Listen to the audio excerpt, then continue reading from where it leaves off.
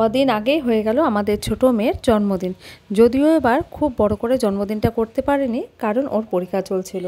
তো কিছু সুন্দর মুহূর্ত জন্মদিনের ক্যামেরাবন্দি করে রেখেছিলাম, কিছু ফটো আর কিছু ভিডিও সেটা শেয়ার করে নিচ্ছি। সবার প্রথমে আমি বাড়িতেই ঠাকুর ঘরে পুজো দিয়ে নিয়েছিলাম, আর পুজো দেওয়ার পরে ওকে বললাম স্নান সেরে নে, তারপরে ঠাকুর ঘরে গিয়ে ভালো করে ঠাকুরের কাছে প্রণাম করে নাও। এরপরে আমরা চলে গিয়েছিলাম মনস্কামনা মন্দিরে। প্রতি বছর জন্মদিনেই আমরা কিন্তু মনস্কামনা মন্দিরে যাই। তো এখানে পুজো দিয়ে দারুণ সুন্দর মানসিক প্রশান্তি লাভ করা যায়।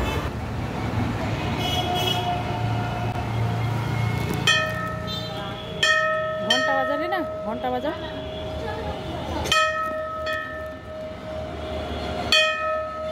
একদম ভোরবেলা যেহেতু মন্দিরে গেছিলাম পুজো দিতে, তো এত ভোরে সাধারণত আমরা যাই না, গিয়ে দেখি মন্দির খোলেইনি।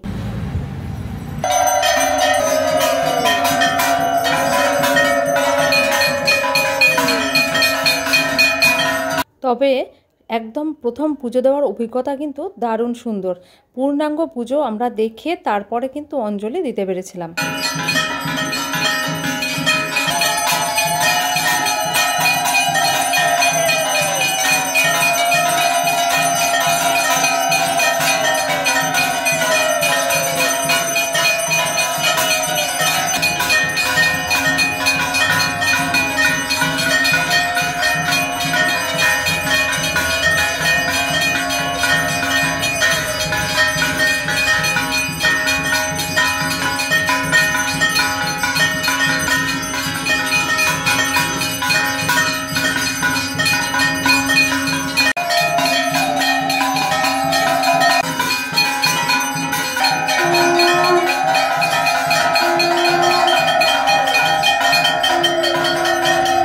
পুজো দিতে আসলে অনেকটাই দেরি হয়ে গেছিলো, সেই জন্য আলাদা করে ফটো তোলার সময় পায়নি, আর আমার ফটো কেউ তুলেও দেয়নি। আসলে কারোরই সেইভাবে আর মনে ছিল না। পুজো দেওয়ার পর বাড়ি আসার প্রচণ্ড তাড়া ছিল, তো নিজের ফটো একটু নিজেই সেলফি তুলে নিলাম। এরপর শেয়ার করে নিচ্ছি বাড়ির ছোট ছোট জন্মদিনের ক্লিপসগুলো। ভীষণ সুন্দর কেকটা নিয়েছিলাম আমারই বন্ধু তপপ্রিয়ার কাছ থেকে। ও কেক দারুণ সুন্দর বানায়। আমার মেয়ে এই ছবিটা ওকে উপহার দিয়েছে। আর ও পড়াশোনা নিয়ে এতটাই ব্যস্ত ছিল, দুদিন পর থেকে পরীক্ষা শুরু, প্রচণ্ড চাপে ছিল। ও খাবার ঠিক মতো খাচ্ছিল না, সেই জন্য এই ছোট্ট ভিডিওটা করে নিয়েছি। আচ্ছা খাও খাও খাও, পরে লিখবো। না না যায় না।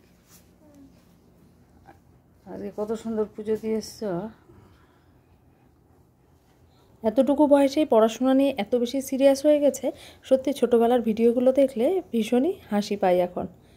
পড়া কমপ্লিট করতে হবে সময়ে, সেই জন্য জন্মদিনের দিনও পছন্দের খাবার বানানো সত্ত্বেও ঠিকমতো খেতেও চাইছে না। ওর ভীষণ পছন্দের পরোটা, তরকারি আর মিষ্টি দিয়েছিলাম সকালের টিফিনে, কারণ এর থেকে বেশি কিছু আর করা সম্ভব হয়নি। মন্দির থেকে এসে টিফিনটা সেরে নিয়েই ঢুকে পড়েছিলাম রান্নাঘরে। আমার মেয়ের আবদার ছিল শুধুমাত্র সেদিন পনির রান্না করতে হবে, সেই জন্য প্রত্যেকটা রেসিপি পনির দিয়েই রান্না করেছিলাম। 1 কেজি একটা পনির ওর বাবা কিনে এনেছিল।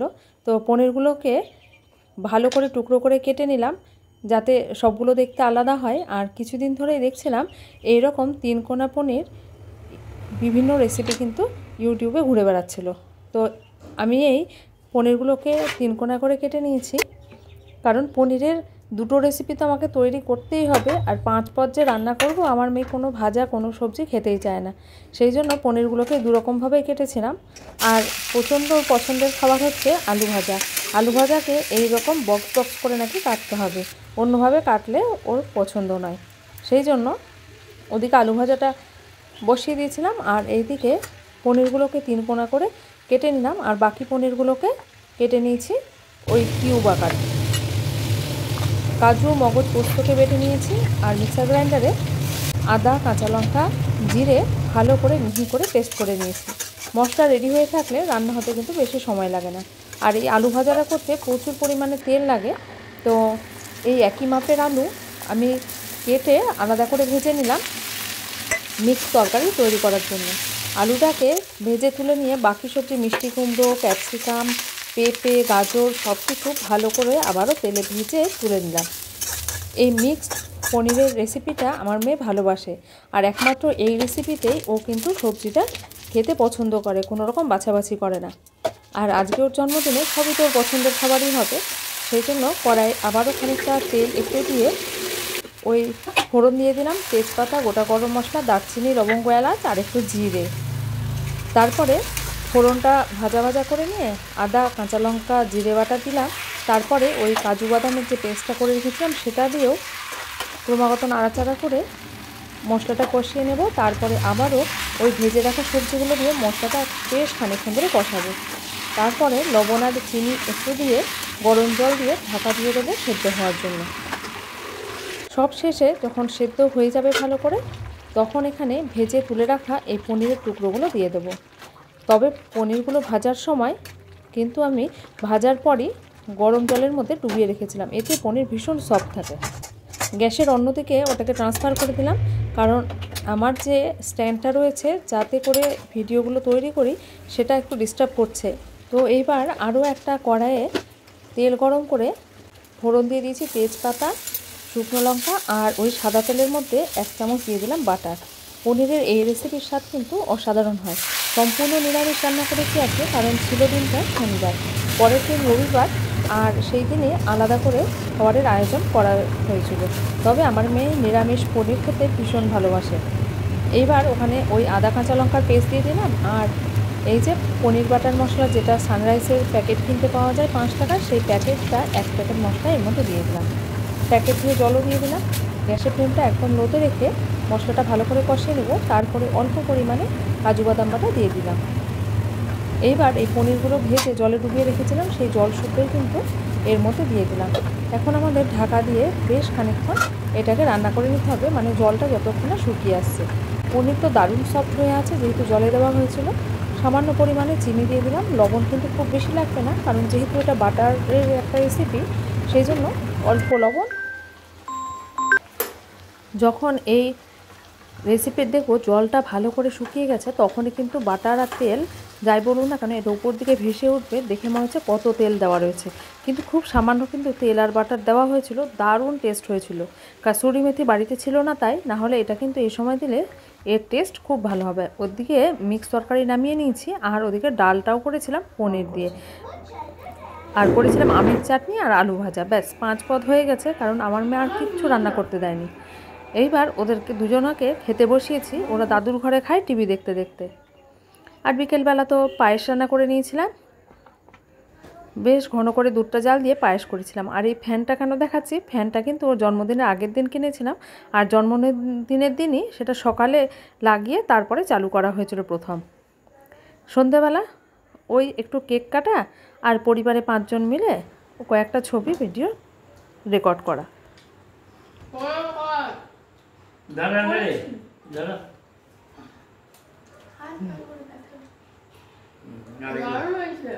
আরেকবার দেবো। তোর জল খাবে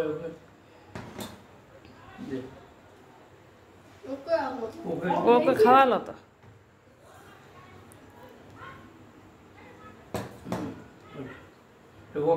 একটু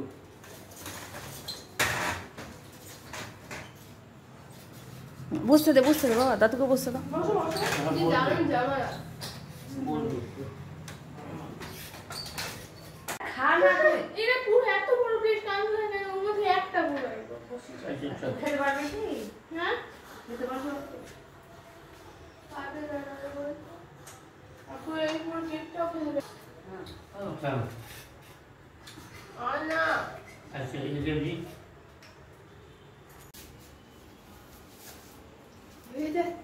হয়ে যাচ্ছে ঘড়িটা। দেখ নিয়ে না না নিবে না। আরে এমনি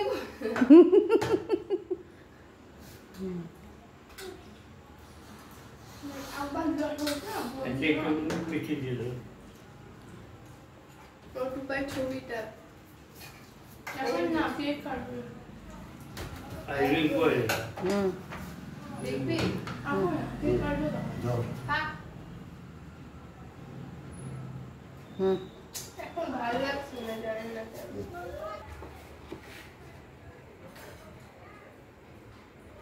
কেমন লাগছে?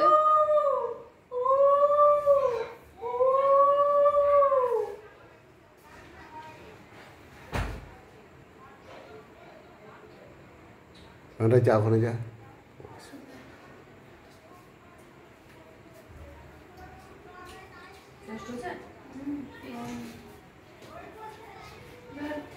मन का एक बार क्योंकि मिट्टी के लिए देखो मिट्टी के लिए तो জানলা দিয়ে রাখছে জামাই বাবু হুম হুম হুম সবাই তো বলে রাখছে সবাই তো দেখা যায় দেখতে যায় মায়ের জামাটা ঠিক বাবা করুন বাইরে मन का एक रुपये को তুমি খেয়েছি দাদু अरे एक तो খারাপ আমি কেক হয়ে গেল খাবো এইবার কাটিয়ে দাও বাবা খাওয়াবে বাবা খাওয়াবে বাবা খাওয়ালো তো ধান দে ওদিকে তাকা বাবা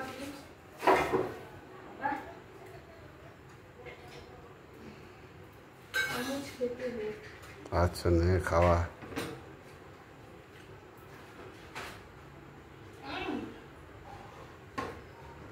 হয়ে গেছে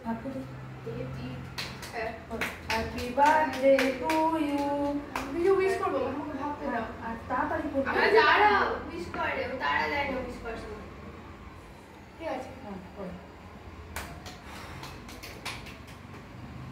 কাট ধরো হ্যাপি বার্থডে বল বাবা ধরেন ওটা ধরেন তো বাবাকে ধরতে দাও পুরো বিগড়ে দিলা ধরেন ধরেন ধরেন ওই চাকুটা ধরতে দে দাদুকে হ্যাঁ বাবা की কাটো কাটো হ্যাপি বার্থডে ধরো হাত ধরো लेकिन ये में कहीं হ্যাঁ দে দাদুকে দে ধরো ধরো দাদু ভাগ করো এখন ওটা কাছে নিয়ে যাও তো এটা কাছে টেনে নাও তো চেয়ারটা টেনে নাও খা বাপ দাদু আচ্ছা দাঁড়া না খা অলরেডি মুখ কাটে দে হুম হ্যাঁ ওগুলা দেখো है তুই নে মা মা হ্যাঁ ওকে খাইয়ে দেন রিঙ্কুকে জানি ছোটবেলা থেকে বলছি বলবি রিঙ্কুকে খাইয়ে দেন এই দাদুটা এত বড় হয়ে গেল রিঙ্কুকে খাইয়ে দেন হ্যাপি বার্থডে টু ইউ এবার তুমি আসো দেখি আমি খাই এটা দেখি দাও সব এইটা খাওয়া যায় না হ্যাঁ বড়গুলা খাস না যেন ওকে ফেলে দে এই যে মা তুমিও ঠিক তো এই কি সেলিব্রিটি ক্যারেক্টার মাটাকে খাইয়ে দাও मन दे दे আরে ক্রিমে হতে রে আমার ভালো একদম আমার ক্রিম একদম জানি ভালো না হুম, আচ্ছা হুম, হুম। আচ্ছা ধরো এটা ধরে দাও कोई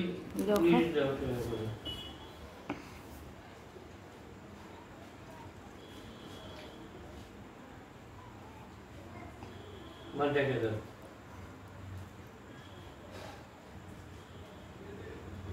দাদুকে খাইয়ে দে হ্যাঁ মাটা তুই দাদুকে খাইয়ে দে एक कुछ बेटू ना एक कुछ হ্যাঁ ধরো তো আমি হাতটা ধুয়ে আসি তারপর ঘড়িটা পরে দেবো দিদি পারো আমি পারবো না হ্যাঁ তুই পড়ো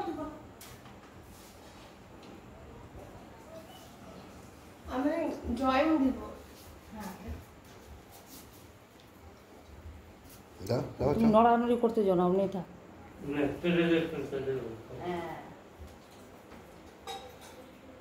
কি করবি না এই যে দেখি হাত দাও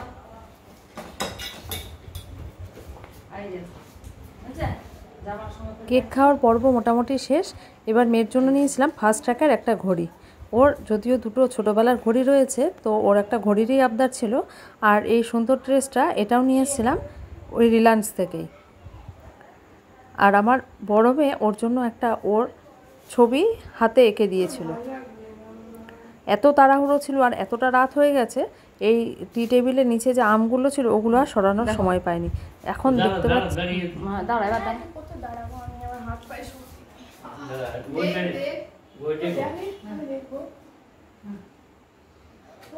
তুই ওদিকে যা হ্যাঁ দেখা দেখাই যাচ্ছে না ওদিকে ওখানে দে ওকে দে ওদিকে যা ওদিকে যা এই যা হ্যাঁ ধর ওটা ধর একটু হাত লাগাবি না দেখি ওটা স্টিল ছবি আরে ওখানে কেমন আছে আমার দুই মেয়ে ছবি আঁকতে ভীষণ ভালোবাসে তাই জন্য যার যার জন্মদিন আসে তখনই তার একটা করে ছবি এঁকে দেয় যদি অবশ্য সময় পায় তো এই ছোটো ছোটো ভিডিওগুলো আর ছবিগুলো একসাথে রেকর্ড করে রেখে দিলাম।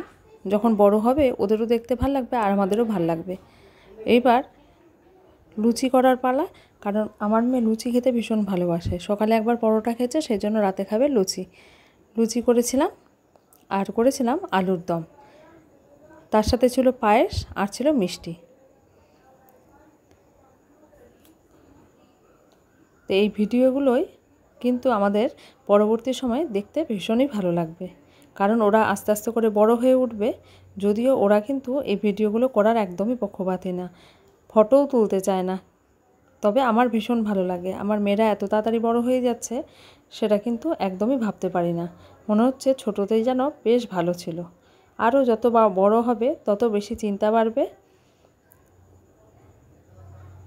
তবে সবশেষে ঠাকুরের কাছে একটাই প্রার্থনা দিনের শেষেও, যে মেয়ে যেন সুস্থ থাকে, ভালো থাকে, খুব ভালো মনের মানুষ হয়, আর আমরাও যেন সুস্থ থেকে ওদেরকে অনেক দূর এগিয়ে নিয়ে যেতে পারি।